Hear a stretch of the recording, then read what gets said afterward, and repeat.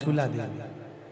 देखिए, देवराज ब्राह्मण भगवान शंकर के धाम गया है, उसका एक कारण था कि देवराज ब्राह्मण की माता एक लोटा जल शिव को समर्पित करती थी।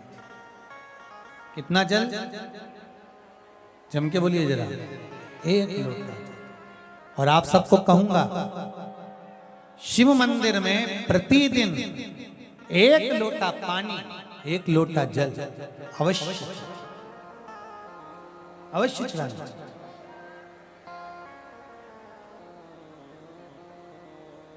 एक लोटा पानी भगवान शंकर को अवश्य चाहिए। क्या होता है? 3 दोष समाप्त होते हैं एक लोटा पानी शिव जी को चढ़ाने से। 3 दोष। पहला पितृदोष, दूसरा वास्तु दोष और तीसरा कालसर्प दोष। जब हम घर में से जल लेकर जाते हैं तो हमारे घर का पानी जब जाता है तो घर का जो वास्तु केंद्र होता है वो रसोई घर होता है। रसोई घर में से जल ले जाकर शिव जी को चढ़ाते हैं तो उससे वास्तु दोष समाप्त होता है। दूसरे नंबर पर है पितृदोष। घर का जो मटका होता है, परिंडा होता है, हंडा होता है, वो पितरों का स्थान होता है। उस पितरों के स्थान पर जो जल भरा होता है उसमें से अगर भाग भगवान शिव को चढ़ाया जाए तो पितरों का देवता आर्यमा भगवान शंकर के कहने पर चलता है। इसलिए वो भाग जब शिव को प्राप्त होता है तो आर्यमा संतुष्ट होकर पितरों को भी फल प्रदान करता है। तीसरे नंबर पर कालसर्प दोष। भगवान शंकर को एक लोटा पानी अगर चढ़ा रहे हो, भगवान शिव पर एक लोटा पात्र जल का अगर चढ़ा रहे हो तो आपका कालसर्प दोष समाप्त। कालसर्प दोष होता कैसे? शंकर भगवान का चढ़ा हुआ जल तुलसी जी में चढ़ाने से पत्रिका में कालसर्प दोष हो जाता है। जैसे माँ जो होती है ना, घर की जो माँ होती है, अगर गर्भ में बच्चा है, गर्भ में संतान है, और वो शिव जी पर अगर एक लोटा पानी जैसे शंकर जी पर जल चढ़ाया, थाली में सारे भगवान को निला लिया, गणेश जी, देवी जी, शंकर जी, सारे देवताओं को एक ही थाली में रखकर स्नान कराकर वो शंकर का चढ़ा हुआ जल जब चढ़ाया जाता है तुलसी जी में ले जाकर लोग डाल देते हैं, उससे जो बच्चा जन्म लेता है उस बच्चे की पत्रिका में कालसर्प दोष आ जाता है।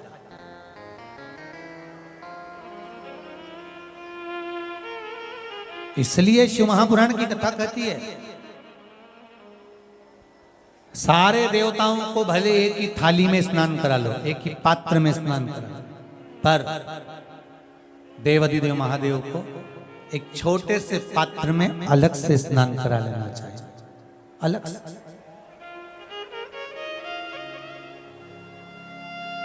और उस पात्र का जल शिव जी को समर्पित करा हुआ जल तुलसी जी में नहीं डालना। तुम्हारे घर में जो पौधा हो, जो पौधा हो आपके घर, आप उसको उसमें समर्पित कर दो। जैसे बेलपत्री चढ़ाने के बाद जल चढ़ाना या जल चढ़ाकर बेलपत्र चढ़ाना। एक पत्र है, बड़ा सुंदर है, छोटा सा भाव, प्रश्न अच्छा है, आप सबके हित का।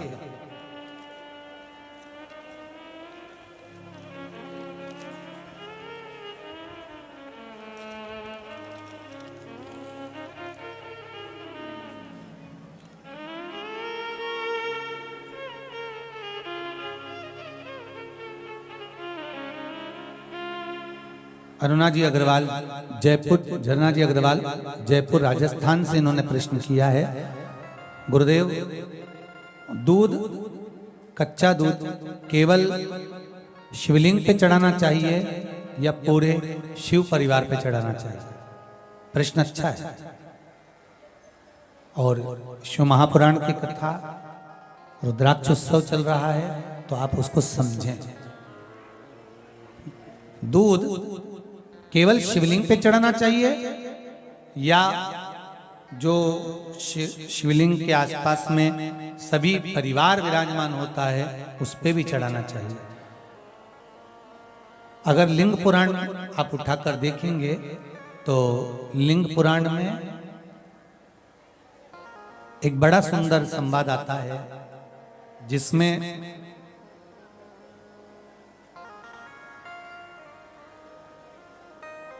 पीले कलर के शिवलिंग का वर्णन आता है। सफेद, लाल, पीला और काला, ये शिवलिंग का आपको पहले वर्णन करा है। ब्राह्मण सफेद मट्टी का शिवलिंग बनाता है, वैश्य पीली मट्टी का शिवलिंग बनाता है, क्षत्रिय लाल मट्टी का शिवलिंग का निर्माण करता है, शूद्र काली मट्टी का शिवलिंग का निर्माण करता है।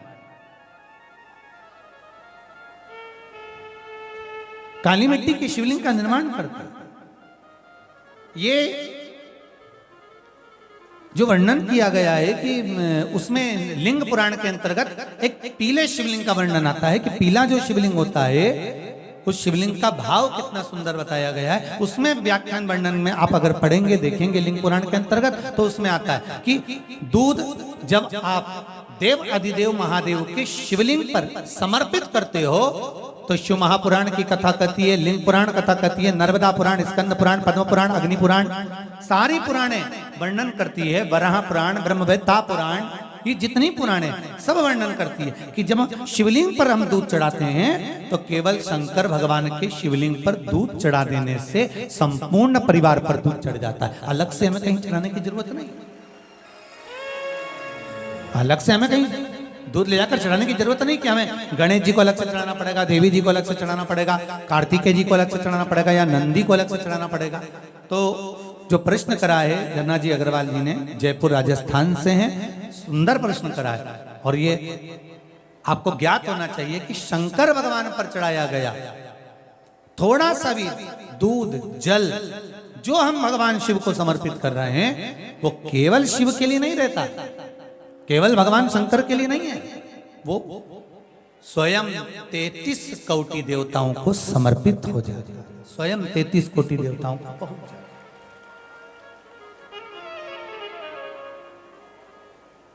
अलग से देने की जरूरत नहीं होती।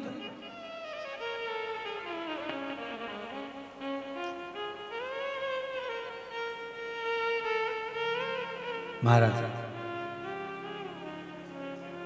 एक लोटा पानी, बेलपत्री आप शिवलिंग पर पहले चढ़ा रहे हैं, उसके बाद जल चढ़ा रहे हैं। दूसरा, जल चढ़ाने के बाद बेलपत्र चढ़ा रहे हैं। ये दो अलग अलग क्रम है शंकर भगवान के पूजन के। आप समझ लीजिएगा जरा, ये प्रसंग कभी नहीं आया, आज आया है तो उसको समझ लीजिए।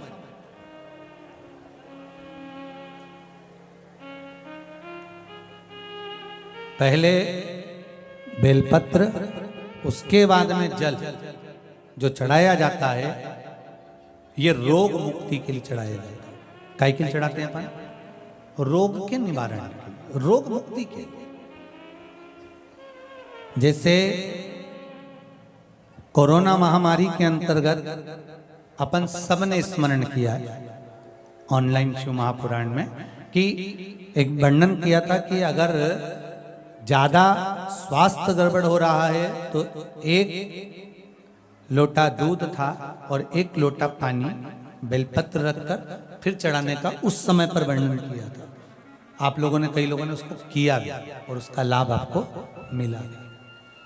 उसी तरह आप शिव मंदिर में जाकर दर्शन करेंगे तो दो चीजें अपने को दर्शन करने को मिलेगी। एक भक्त आता है शंकर जी के मंदिर में, आलोक भाव से पहुंचते हैं तो पहले वो क्या करते हैं, पहले बेलपत्री चढ़ा देते हैं फिर जल चढ़ा देते हैं। और एक भक्त जो शिव मंदिर में पहुंचता है पहले जल चढ़ाता है फिर बेलपत्र चढ़ाता है। दोनों का अलग अलग क्रम है, दोनों का अलग अलग भाव वर्णन है। पहला, अगर बेलपत्र चढ़ाया है और उसके बाद अगर शंकर भगवान पे जल चढ़ा रहे हो तो ये रोग मुक्ति के लिए होता है। जैसे बड़े रोग किसी को हो जाए, रोग किसी को घेर ले तो वो बेलपत्री चढ़ाने के बाद फिर जल चढ़ाएगा तो उसको रोग थम जाएगा और फिर वो रोग आगे नहीं बढ़ेगा, आगे नहीं बढ़ेगा। रोगों को थामने के लिए बेलपत्री पहले फिर जल। और जब कुछ कार्य के लिए आप, सिद्धता के लिए आप, अच्छे कार्य के लिए आप, मन की प्रसन्नता के लिए, आनंदता के लिए आप शिव आराधना कर रहे हो, आप शंकर की आराधना कर रहे हो, तो आप जल चढ़ाकर फिर बेलपत्री चढ़ाए, उसका लाभ आनंद में। आपने जल चढ़ाया, उसके बाद बेलपत्र चढ़ाया।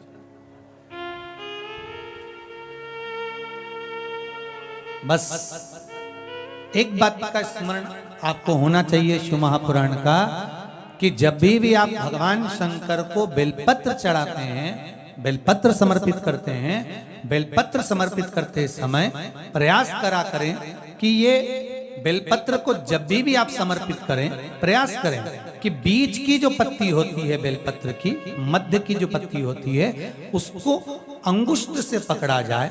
उसके बाद में आप फिर बेलपत्री को शिव पर समर्पित करें, प्रयास करिए।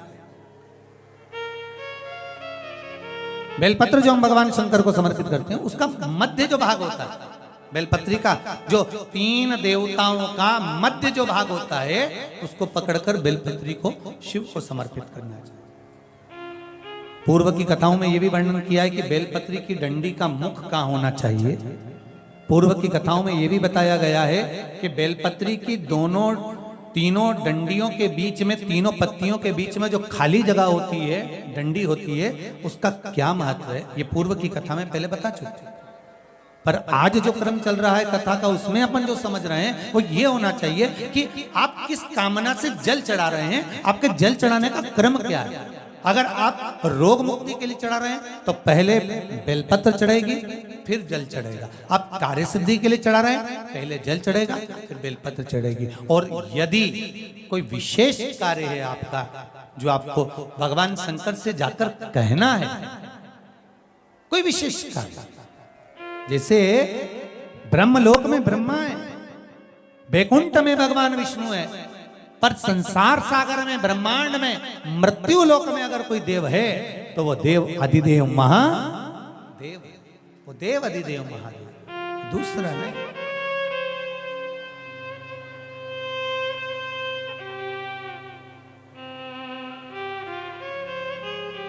कोई दूसरा नहीं है। भगवान दया करना, मैं तेरे भरोसे हूँ। भोलेनाथ दया करना, मैं तेरे भरोसे हूँ। ना घर के भरोसे ना परिवार के भरोसे हो, सब गाइए। ना घर के भरोसे हो, ना परिवार के भरोसे हो। भोलेनाथ दया करना, मैं तेरे भरोसे हूँ। भोलेनाथ दया करना, मैं तेरे भरोसे हूँ। जिसको एक भरोसा होता है शंकर का, भगवान का एक भरोसा होता है, डिगता नहीं है, डिगता नहीं है। ना इनके भरोसे हूँ, ना उनके भरोसे हो, ना इनके भरोसे हो, ना उनके भरोसे हो। भोलेनाथ दया करना, मैं तेरे भरोसे हूँ। भोलेनाथ दया करना, मैं तेरे भरोसे हूँ। आप किसके भरोसे पर आए हो? जम के बोलो जरा। भोले नाथ के।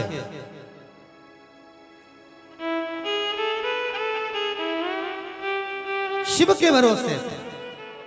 और जो उसके भरोसे पर रहता है फिर वो साध, वो साधता, उसको साधना होता। और देखो रे भाई, शिव साधे, भोलेनाथ दया करना।